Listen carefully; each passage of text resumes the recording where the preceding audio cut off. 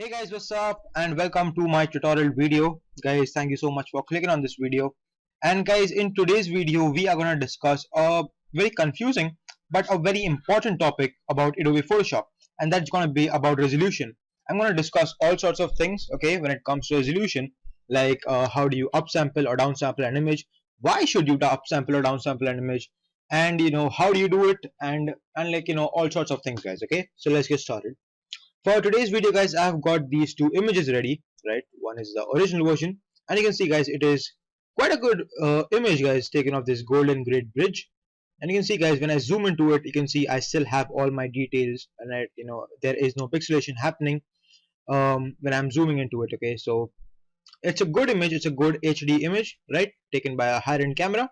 And guys, when I go to the same image, okay, a smaller version of this image or the downsampled version of this image, you can see, guys, that it doesn't take up the full screen because it is a smaller version of the image.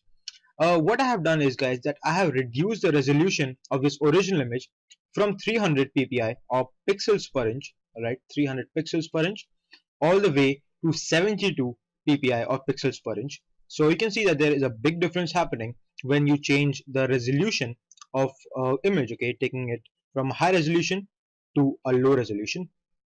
But guys, when you change the resolution, there are lots of other things also happening, okay. So it's not only about the size of the image or the height and the length of the image, all sorts of other things are also happening. So let's take a look at them. All right, in Adobe Photoshop, I'm going to press Ctrl O quickly and import these two images and click open.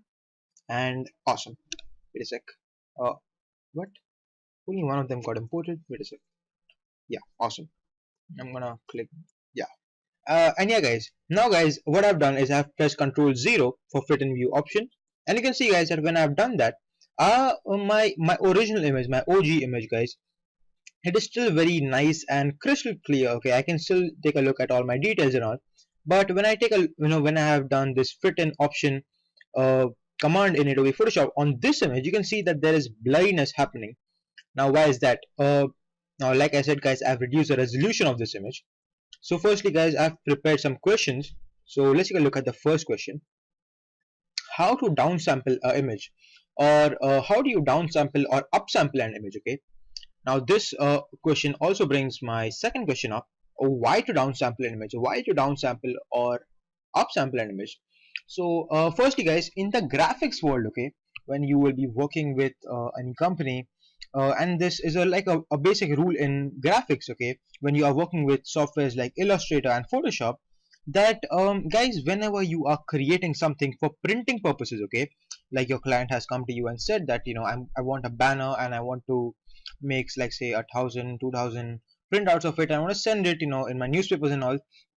So you will always, people will work with 300 pixels per inch or a 300 ppi or 300 resolution. You will always keep a resolution to a very high extent, and 300 ppi is a minimum that you should keep. Okay, if the client comes and says that he wants it on 600, if he wants to make some billboards out of it, and like some really big thing like posters and all, then you will be needing, but that's like another thing. You may be needing to increase the resolution that time, but the minimum, guys, is 300 pixels per inch. But guys, when it comes to display purposes, okay, like say if you are putting an image on internet, okay, if you are editing an image and you're putting it on internet, then, guys, you will you may want to reduce the resolution to 72 pixels per inch. This is a basic rule, okay, that you should understand, that for display purposes it is 72 and for printing purposes it is 300. Now, why do we follow this rule? Firstly, guys, if you take a 300 pixels per inch and put it in your website, okay, because Photoshop, guys, is used for that. Sometimes, guys, we use Photoshop for creating a whole web page, okay, design a whole web page in Adobe Photoshop, and then, guys, we take it to Dreamweaver and all other sorts of softwares which are related to HTML and all that kind of stuff, okay, that comes in web designing, like coding and all, but the designing is happening in Photoshop. So, guys, if I use a 300 pixels per inch image or 300 resolution image into my website, some people, guys, who are using like a slow speed internet, they may have some problems, guys, and they may really get irritated and all. So we don't want to lose our customers on that part. Say if you are trying to create like a website which shows all fashion bags and like fashion accessories, you would like to you would not want your customers to wait for the image to load up. So you always use a low resolution image. So that's like our rule, right? So just remember that part. The next thing, guys, that is a reason that why should you downsample or upsample an image is because of this part. I'm gonna press, and this time, guys, I'm gonna show you how do you downsample an image. Okay, it's basically very easy, guys. Just hold on Control Alt I for, and actually it's a keyboard shortcut, right? And this is the part, guys. This is a place where you can change the resolution. Right now, guys, this is the OG image, my original version of the image, and you can see that the resolution is 300. If I want, guys, I can change it to 72 and take a look at and you can just press OK for applying the changes, and the changes will be applied. Okay, now let's take a look at what's happening to the size. When this image was 300 resolution, guys, okay, the size was 7 megabytes. Okay, and guys, when I have changed it to 72, take a look what's happened to the size. It has gone down to 400 KB only. So guys, when you are working with a banner or say a post or something, guys, you would you would want to create some like some duplicate, or you would like to create 2-3 versions in which you have applied different effects, and you would like to represent it to your client. And yeah, guys, one good use of this downsample is, let's say, guys, that if you have prepared something, okay, you can quickly downsample that image and email it to your client or customer.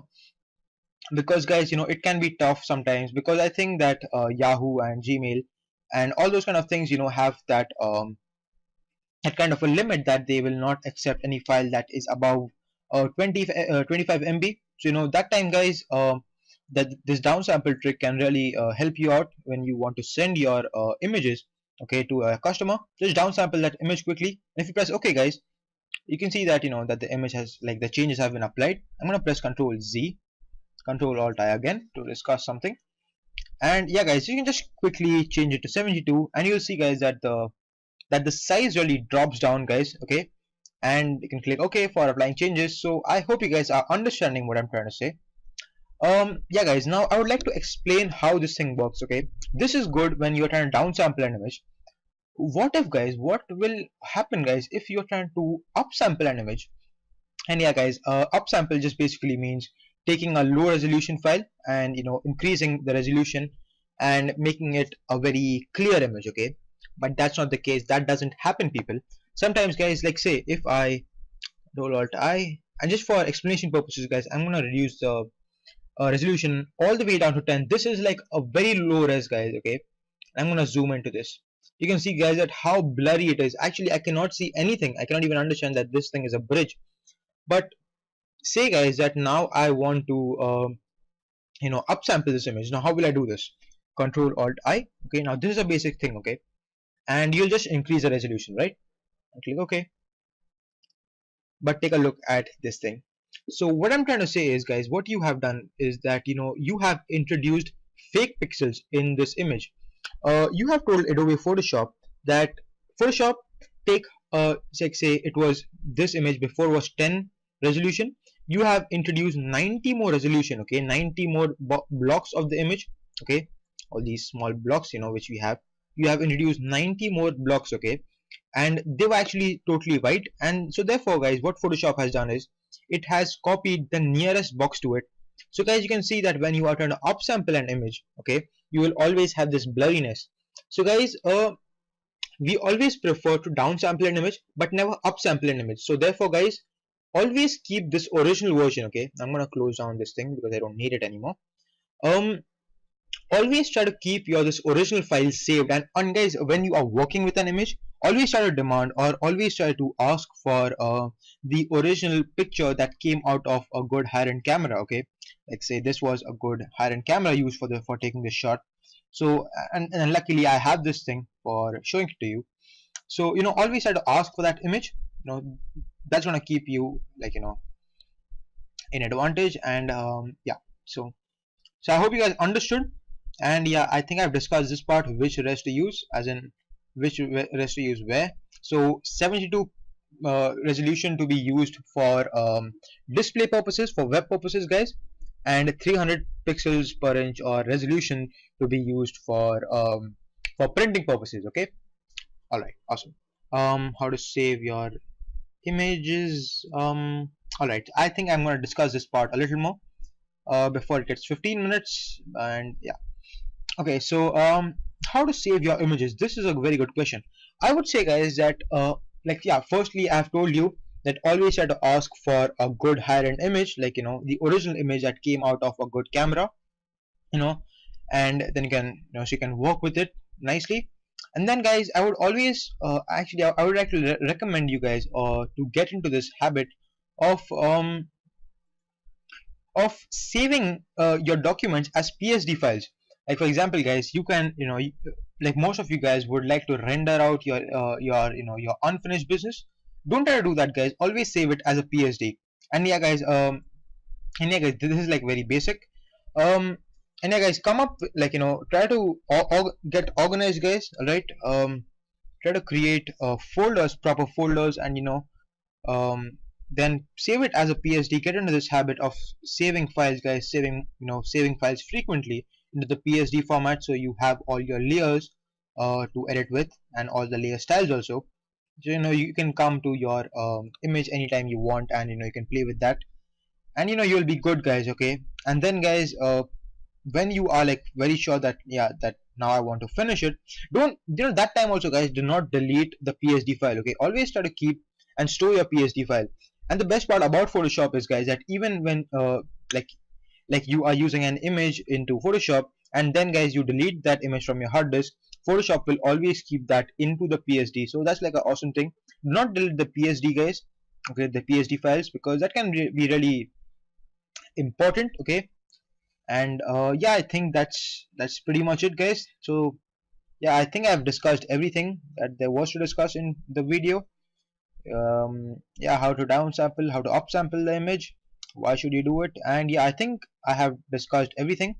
So thank you for watching this video, guys. All right, if you guys liked it, if this was of any help, please subscribe to me. Okay, please subscribe, and you'll be awesome. And thank you for watching this video. Thank you. Peace.